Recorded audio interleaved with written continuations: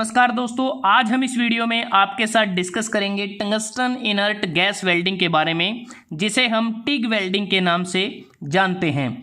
यह एक ऐसी वेल्डिंग प्रोसेस है जो फ्यूजन वेल्डिंग प्रोसेस के अंतर्गत आती है और इलेक्ट्रिक आर्क वेल्डिंग है जिसमें ये इनर्ट गैस वेल्डिंग के अंतर्गत आती है और एक नॉन प्रेशर वेल्डिंग है। अगर हम बात करें इस वेल्डिंग का इस्तेमाल इंडस्ट्रीज़ में इस वेल्डिंग को 1940 की दशक की शुरुआत में किया गया एल्यूमिनियम और मैग्नीशियम अलॉय की वेल्डिंग को करने के लिए, और इस वेल्डिंग को दूसरे नाम से भी जाना जाता है। वह नाम है gas tungsten arc welding GTAW।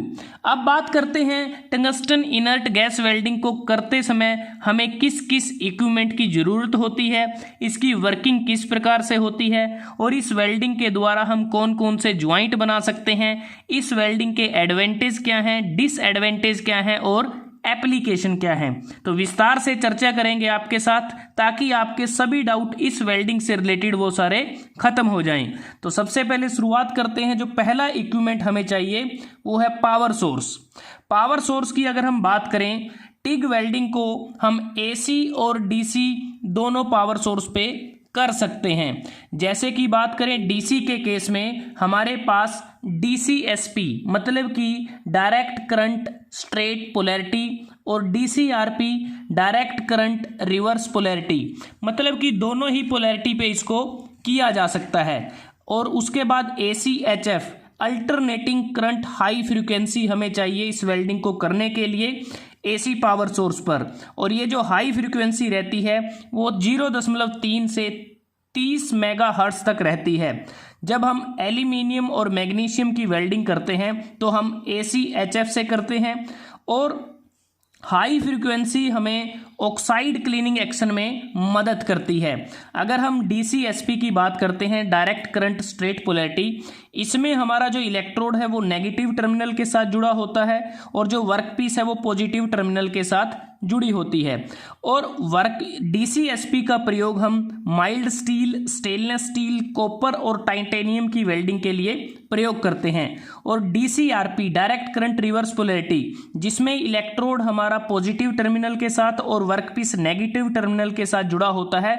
जब हमें एल्यूमिनियम या फिर जो हैवीली ऑक्सीडाइज्ड एल्यूमिनियम कास्टिंग है उनकी वेल्डिंग करनी है तब इसका प्रयोग हम करते हैं DCRP का।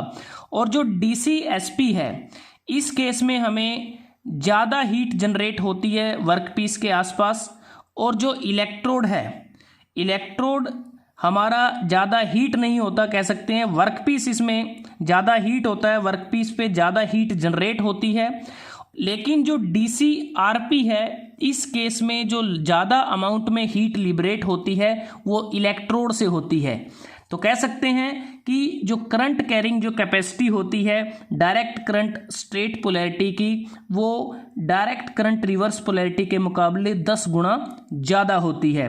अब बात करते हैं जो पावर सोर्स हम इसमें यूज़ करते हैं वो बेसिकली हम यूज़ करते हैं ट्रांसफॉर्मर कम रेक्टिफायर, और उसके अंदर जो वाटर फ्लो के जो सर्किट है, जैसे आप देखें water in and out, gas in and out, तो इसको हम ऑन और ऑफ कर सकते हैं। गैस टाइमर लगे होते हैं, एक कंट्रोल स्विच होता है, या तो वो हमारी जो वेल्डिंग टॉर्च है उसमें लगा होता है या फिर जो फुट स्विच होता है वहाँ से हम कंट्रोल कर सकते हैं। तो एक प्रकार से इसमें ट्रांसफार्मर कम रेक्टिफायर का इस्तेमाल करते हैं। उसके बाद आता है इनर्ट गैस सिलेंडर। ये जो आप देख रहे हैं ये जो सिलेंडर हम इसमें यूज़ करते हैं, सिलेंडर में अगर आप देखें यहाँ रेगुलेटर और फ्लो मीटर लगे हुए हैं। जो रेगुलेटर और फ्लो मीटर हम इसलिए यूज़ करते हैं कि फ्लो मीटर से जो गैस का फ्लो है उसे कंट्रोल किया जाता है, और गैस का फ्लो तकरीबन 0 से 50 लीटर प्रति मिनट तक हो सकता है। और जो रेगुलेटर है जिससे हम प्रेशर कंट्रोल करते हैं, वो जो गैस इसके अंदर होती है सिलेंडर में उसको कंप्रेस करके रखा जाता है तकरीबन 230 बार पर। तो प्रेशर रेगुलेटर की मदद से गैस के प्रेशर को भी मेंटेन किया जाता है। उसके बाद आता है इनर्ट या फिर सील्डिंग गैस। जो टंगस्टन इनर्ट गैस वेल्डिंग है इसमें हम जो सील्डिंग गैस यूज़ करते हैं, जो गैस हमारी सिलेंडर में फिल होती है, क्योंकि जो सील्डिंग गैस हम इसलिए यूज़ करते हैं क्योंकि टिग वेल्डिंग में हम कोई फ्लक्स यूज़ नहीं करते, तो वो जो कार्य है वो हम शील्डिंग गैस के द्वारा पूरा कर लेते हैं।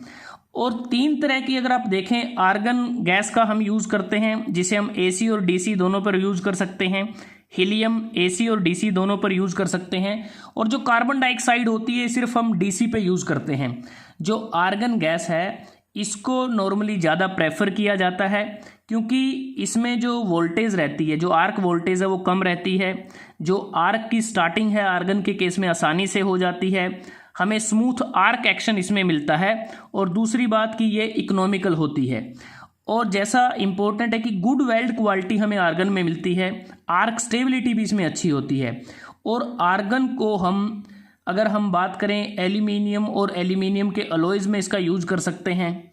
टाइटेनियम के केस में जब टाइटेनियम की जो थिकनेस है वो 3 mm तक है तो उस केस में प्योर आर्गन का इस्तेमाल किया जाता है तकरीबन 99.99%।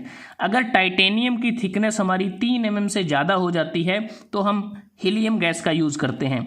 इसके अतिरिक्त आर्गन को हम जो लो अलॉय स्टील हैं, स्टेनलेस स्टील और कॉपर, इन सभी की वेल्डिंग में इसका इस्तेमाल किया जाता है। अब बात करते हैं हीलियम की। हीलियम एक प्रकार से हाई आर्क वोल्टेज इस केस में होता है, उसको ये विदस्टैंड कर सकता है। और इसका हम तब यूज़ करते हैं जब हमें ज़्यादा हीट इनपुट की ज़रूरत होती है, और इसे हम AC और DC दोनों पे कर सकते हैं। और जब हमारा जो वर्कपीस है उसकी थिकनेस 6 mm से ज़्यादा हो जाती है तो उस केस में जो हीलियम है वो बेस्ट शील्डिंग गैस मानी जाती है। और जैसा हमने बात की कि कॉपर के केस में अगर वर्कपीस की थिकनेस 6 mm से ज़्यादा हो जाए तो उस केस में हम हीलियम प्लस 35% आर्गन का यूज़ करते हैं। और कई बार अगर हम बात करें जो CO2 है, इसको सिर्फ हम वैसे तो इकोनॉमिकल है लेकिन स्लाइटली ज़्यादा करंट की से ज़रूरत होती है, और सिर्फ DC वेल्डिंग पावर सोर्स में इसको यूज़ करते हैं जब हमारा इलेक्ट्रोड पॉजिटिव होता है, जैसे कि जब जो इलेक्ट्रोड पॉजिटिव और वर्कपीस नेगेटिव होता है। इसके अतिरिक्त हम नाइट्रोजन का भी यूज़ कर लेते हैं। जब नाइट्रोजन को आर्गन के साथ मिक्स करते हैं तो कॉपर की जब वेल्डिंग करनी होती है तो आर्गन हम नाइट्रोजन का मिक्सचर यूज कर सकते हैं। उसके बाद आता है वेल्डिंग टॉर्च या वेल्डिंग गन। ये आप देख पा रहे हैं इस डायग्राम में, जो वेल्डिंग टॉर्च या जो वेल्डिंग गन है, इसमें बेसिकली 2 टाइप की ये होती हैं। एक होती है वाटर कूल्ड और दूसरी होती है air cooled. Air cooled welding gun का इस्तेमाल हम तब करते हैं जब हमारी जो current carrying capacity welding gun की 150 एम्पियर तक होती है, और उसके बाद हमारी जो वेल्डिंग टॉर्च हम यूज़ करते हैं 150 एम्पियर से ज़्यादा कैपेसिटी में, वो सभी वाटर कूल्ड होती हैं। और वो 50-50 एम्पियर के डिफरेंस पर मार्केट में अवेलेबल हैं, जैसे कि 200 एम्पियर की वेल्डिंग टॉर्च आप ले सकते हैं, 250 एम्पियर, 300 एम्पियर, 350 एम्पियर, तकरीबन आप 1000 एम्पियर तक ये ले सकते हैं। उसके बाद जो वेल्डिंग टॉर्च है ये अगर हम मैनुअल वेल्डिंग करते हैं तो उस केस में इसके साथ हैंडल लगे होते हैं, और जब ऑटोमेटिक ऑपरेशन में इसको यूज किया जाता है तो उस केस में ये विदाउट हैंडल होती हैं। अब अगर हम बात करें जो वेल्डिंग टॉर्च है, इसका जो सबसे जो वीकेस्ट पार्ट होता है वो होता है गैस नोजल, क्योंकि जो गैस नोजल होता है वो सिरामिक मटेरियल का बना होता है, काफ़ी फ्रजाइल मटेरियल होता है, और जो आर्क हीट के कारण वो उसको ब्रेक हो सकता है, और जिसके कारण हमारी पुअर क्वालिटी वेल्ड बनती है। इसलिए हम मेटल नोज़ल का प्रयोग करते हैं ताकि ये जो प्रॉब्लम है ये ना आए। और जो केबल इसके साथ लगी होती है, जो इलेक्ट्रिकल केबल होती है, उसके अराउंड हमारा जो वाटर है वो सर्कुलेट करता है, कूल्ड वाटर और वार्म वाटर। उसके बाद अगर हम बात करते हैं इलेक्ट्रोड की, electrode tungsten inert gas welding में नॉन कंज्यूमेबल होती है, जो टंगस्टन की बनी होती है। 4 प्रकार की इसमें इलेक्ट्रोड हम यूज़ करते हैं। एक होती है प्योर टंगस्टन इलेक्ट्रोड, जिसकी जो टिप का कलर है वो ग्रीन होता है। उसके बाद 2 होती हैं थोरोटिड टंगस्टन इलेक्ट्रोड, जिसकी टिप येलो होती है। उसके बाद दूसरी होती है थोरोटिड टंगस्टन इलेक्ट्रोड, जिसकी टिप रेड होती है। येलो टिप वाली जो इलेक्ट्रोड होती है इसमें 1% थोरियम ऑक्साइड होता है, बाकी टंगस्टन होता है। जो रेड कलर की जो टिप होती है जिस इलेक्ट्रोड की, उसमें 2% थोरियम ऑक्साइड होता है और बाकी उसमें टंगस्टन होता है। उसके बाद है जिरकोनिया एडिड टंगस्टन इलेक्ट्रोड, जिसकी जो टिप का कलर है वो ब्राउन होता है। और जो प्योर टंगस्टन इलेक्ट्रोड की अगर हम बात करते हैं ये सबसे कह सकते हैं कि चीप होती है, सस्ती होती है, एक्सपेंसिव नहीं होती और लेस क्रिटिकल जॉब में इसका इस्तेमाल किया जाता है और ये लेस करंट को ये कैरी करती है, लेकिन ये that is more prone to contamination. उसके बाद आती है जो थोरेटेड जो टंगस्टन इलेक्ट्रोड हम यूज़ करते हैं, 2 टाइप की हैं, जिसमें एक में 1% होता है हमारा थोरियम ऑक्साइड, दूसरी में 2% थोरियम ऑक्साइड होता है। ये हाई करंट को कैरी करती हैं, सबसे ज़्यादा डिज़ायरेबल हैं, इलेक्ट्रॉन एमिसिविटी इनकी बहुत ज़्यादा है और इसके अतिरिक्त ये जो स्टेबल आर्क है उसको ये मेंटेन रखने में मदद करती हैं और कॉन्टामिनेशन के लिए ये ग्रेटर रेजिस्टेंस को प्रोवाइड करती हैं। और जो जिरकोनिया एडिड टंगस्टन इलेक्ट्रोड होती हैं ये प्योर टंगस्टन से बेटर होती हैं, लेकिन जो थोरेटेड टंगस्टन इलेक्ट्रोड है इनसे कम होती हैं। तो कह सकते हैं कि इन दोनों के बीच की जो प्रॉपर्टी है वो इस इलेक्ट्रोड में होती है। उसके बाद बात करते हैं कि जो इलेक्ट्रोड का जो साइज सिलेक्शन है वो मेनली डिपेंड करता है हमारा जो करंट का मैग्नीट्यूड क्या है, किस टाइप का करंट हम यूज़ करते हैं और वर्क पीस का मटेरियल और टाइप क्या है उस पर डिपेंड करता है। इलेक्ट्रोड का जो डायामीटर है वो 0.5 mm से 6.5 mm के बीच में हो सकता है। करंट कैरिंग कैपेसिटी 5 एम्पियर से 630 एम्पियर के बीच में हो सकती है। उसके बाद अगर हम बात करें जो इलेक्ट्रोड हम यूज़ करते हैं इसमें हमें जो कम्बिनेशन चाहिए करैक्टरिस्टिक्स का वो क्या क्या होना चाहिए। एक तो वो इलेक्ट्रिकल रेजिस्टेंस उसका कम होना चाहिए, मेल्टिंग पॉइंट ज़्यादा चाहिए क्योंकि टंगस्टन का मेल्टिंग पॉइंट तकरीबन 3410 डिग्री सेल्सियस होता है और इनका गुड एमिशन ऑफ इलेक्ट्रॉन होना चाहिए, गुड थर्मल कंडक्टिविटी होनी चाहिए। ये बेसिक करैक्टरिस्टिक्स हैं जो हमारी रिक्वायरमेंट रहती है। उसके बाद आता है फिलर मेटल। अब फिलर मेटल हम यूज भी कर सकते हैं और नहीं भी, क्योंकि अकॉर्डिंग टू रिक्वायरमेंट है फिलर मेटल को यूज किया जा सकता है और नहीं भी किया जा सकता। और फिलर मेटल को जब हम यूज़ करते हैं तो उसको हमें वेल्ड पूल में उसको डिप करना होता है और फिलर मेटल की जो सिलेक्शन है वो मेनली डिपेंड करती है वर्क पीस की थिकनेस पर और वेल्ड ज्वाइंट के डिज़ाइन पर वो डिपेंड करती है। इसके अतिरिक्त जो फिलर वायर का डायामीटर जो 0.8 mm से 2.4 mm के बीच में होता है वो मेनली बेस मेटल की थिकनेस पर डिपेंड करता है, मतलब कि जो वर्क पीस की थिकनेस है उस पर वो डिपेंड करता है। और एक चीज़ हमेशा याद रखें, जब फिलर मेटल का हम यूज़ करते हैं, फिलर मेटल को यूज करते समय उसका जो एंड होता है, हीटेड जो एंड होता है, वो सील्डिंग गैस का जो ब्लैंकेट है उससे बाहर ना आए। और जब हम फिलर मेटल को या फिलर वायर को यूज़ करते हैं तो उस दौरान जो टंगस्टन इलेक्ट्रोड होती है उसको वेल्ड पूल से थोड़ा सा हल्के से डिस्टेंस पे वापस हम उसको रख सकते हैं। अब बात करते हैं कूलिंग वाटर सप्लाई। इस प्रोसेस में हमें कूलिंग वाटर की भी ज़रूरत होती है, हमें थोड़ा कूलिंग अरेंजमेंट को मेंटेन करना होता है। तो कूलिंग वाटर के लिए अलग से ये जो हमारा जो ट्रांसफॉर्मर कम रेक्टिफायर होता है इसमें सोलिनॉइड वाल्व लगे होते हैं जो हमारे कूलिंग वाटर की जो सप्लाई है उसका जो फ्लो रेट है उसको ये मेंटेन रखता है। तो अब बात करते हैं कि जो टंगस्टन इनर्ट गैस वेल्डिंग है इसमें जो वर्किंग है वो किस प्रकार से होती है। वर्किंग बहुत ही इम्पोर्टेंट है। टिग वेल्डिंग को मैनुअली भी किया जा सकता है और इसको ऑटोमेटिक भी किया जा सकता है। दोनों मोड इसके अवेलेबल हैं, मैनुअली भी और इसको ऑटोमेटेड मोड में भी किया जा सकता है।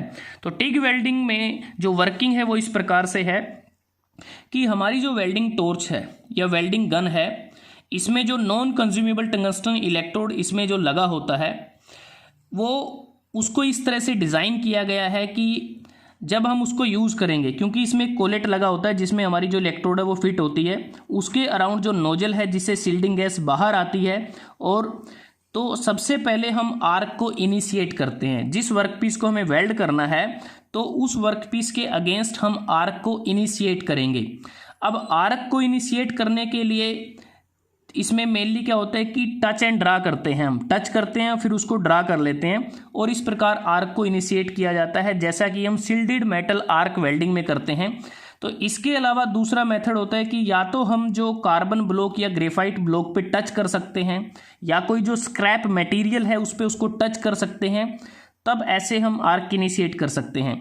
दूसरा, जब हम एसी वेल्डिंग की बात करते हैं तो उस केस में high frequency high voltage supply के द्वारा, मतलब कि जो फ्रीक्वेंसी होगी उस दौरान 100 किलो हर्ट्ज से 200 किलो हर्ट्ज के बीच में होगी, और जो वोल्टेज होगी वो 3000 वोल्ट से 5000 वोल्ट के बीच में होगी एसी वेल्डिंग के केस में, तब भी हम आर्क को इनिशिएट कर सकते हैं। या फिर लो करंट पायलट आर्क जो डीसी वेल्डिंग में हम करते हैं उससे भी कर सकते हैं। और जब एक बार आर्क इनिशिएट हो जाती है तो उसको हम अलोंग द जो ज्वाइंट है लेकर चलते हैं।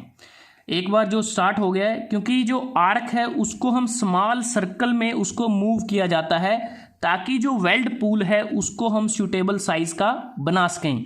और एक बार जो वेल्ड पूल हमारा डिजायर्ड साइज का बन गया तो हम जो स्टार्टिंग पॉइंट होता है उस स्टार्टिंग पॉइंट से हम वेल्ड को कंप्लीट करते चलते हैं, टॉर्च को मूव करते हुए डिजायर्ड वेल्डिंग स्पीड पर। और जैसा हमने बात की कि फिलर मेटल को हम आवश्यकता अनुसार ऐड भी कर सकते हैं और नहीं भी कर सकते, वो डिपेंड करता है हमारी ज़रूरत पर। अगर हम फिलर मेटल को यूज़ करते हैं तो उस केस में जो वेल्डिंग टॉर्च है और जो फिलर रोड होगी उन दोनों को हम स्मूथली मूव करेंगे अलोंग द ज्वाइंट, और जो वेल्ड पूल है ताकि हमारा कांस्टेंट जो कंसिस्टेंट साइज का वो मेंटेन रहे। और ये भी हमें ध्यान में रखना है कि जो फिलर वायर हम यूज़ करते हैं वो जो फिलर वायर है वो सील्डिंग गैस की जो कवरिंग बनी है, जो ब्लैंकेट बनी है जिसने वेल्ड पूल को कवर कर रखा है, उससे बाहर हम उसको लेकर ना जाएं जब तक हमारा जो वेल्ड है वो सॉलिडिफाइड नहीं हो जाता। क्योंकि अगर हम फिलर वायर को सील्डिंग गैस के ब्लैंकेट या कवर से बाहर लेके गए तो उससे क्या होगा, हमारी जो ऑक्सीडेशन की पॉसिबिलिटी वो बढ़ जाएगी। तो इसके बाद जब हमारा वेल्ड कंप्लीट हो जाता है, सॉलिडिफिकेशन हो जाता है वेल्ड पूल में मोल्टन मेटल का, तो हमें डिजायर्ड शेप की वेल्ड बीड मिलती है और इस प्रकार हमारा वेल्ड कंप्लीट हो जाता है। लेकिन हमें इसमें ध्यान में रखना होगा जब हम वेल्डिंग करते हैं, जब मैनुअली वेल्डिंग की जाती है तो उस समय वेल्डिंग टॉर्च का जो इंक्लिनेशन होता है वर्क पीस के रिस्पेक्ट में वो 70 डिग्री से 80 डिग्री के बीच में हो सकता है। अगर ऑटोमेटेड वेल्डिंग की जा रही है तो उस केस में जो वेल्डिंग टॉर्च होगी या वेल्डिंग गन होगी वो वर्क पीस से 90 डिग्री पर होगी, परपेंडिकुलर होगी। और फिलर मेटल का जो इंक्लिनेशन रहेगा वो 10 डिग्री से 20 डिग्री के बीच में रहेगा और उसको हम वेल्डिंग टॉर्च से आगे उसको लेकर चलते रहेंगे। तो इस प्रकार से टिग वेल्डिंग में वर्किंग होती है। तो अब बात करते हैं कि टिग वेल्डिंग के द्वारा किस किस मटेरियल को वेल्ड किया जा सकता है। बहुत सारे मटेरियल हैं, मोनल है, इनकोनल है, Nimonic alloys, silver, molybdenum, tungsten, carbon steel, stainless steel, nickel, aluminium, magnesium, brass, copper, bronze, titanium इत्यादि। और इस वेल्डिंग के द्वारा जो ज्वाइंट हम बना सकते हैं, butt joint, lap joint, fillet और T joint, corner joint, edge joint, plug joint, strapped joint, slotted lap joint. लेकिन ये जो प्रोसेस है फिलेट ज्वाइंट के लिए कम सूटेबल रहती है। अब बात करते हैं टिग वेल्डिंग की एडवांटेज की। इसकी एडवांटेज बहुत सारी हैं क्योंकि इस प्रोसेस को हम आसानी से मैकेनाइज कर सकते हैं, ऑटोमेटिक इसको किया जा सकता है और इसमें हमें किसी फ्लक्स की ज़रूरत नहीं होती, इसलिए फ्लक्स इंट्रैप्टमेंट का जो खतरा रहता है वो इसमें नहीं होगा। और इसमें अलग से जब फ्लक्स हम यूज़ नहीं करते तो कोई फ्यूम्स वगैरह बहुत ही कम इसमें प्रोड्यूस होंगे। इस केस में जो विजिबिलिटी होती है आर्क की बिल्कुल क्लियर होती है। वेल्ड को हम सभी पोजीशन में कर सकते हैं। थिन मटेरियल्स पर हमें हाई क्वालिटी की वेल्डिंग मिलती है। डिसिमिलर मेटल्स को बड़ी आसानी के साथ एक दूसरे के साथ वेल्ड किया जा सकता है, जैसे स्टील को स्टेनलेस स्टील के साथ, ब्रास को कॉपर के साथ। तो इस प्रकार से हम वेल्ड कर सकते हैं अनलाइक मटेरियल्स को।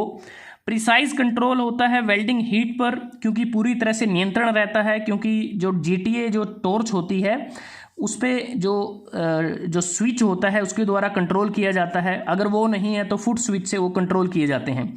स्मॉल टॉर्च है इसलिए इसको टाइट स्पेसिस में भी यूज कर सकते हैं, कोई स्पैटर इसमें नहीं बनता, बहुत ही क्लीन वेल्ड हमें मिलता है और हीट अफेक्टेड जोन इसमें बहुत ही कम होता है।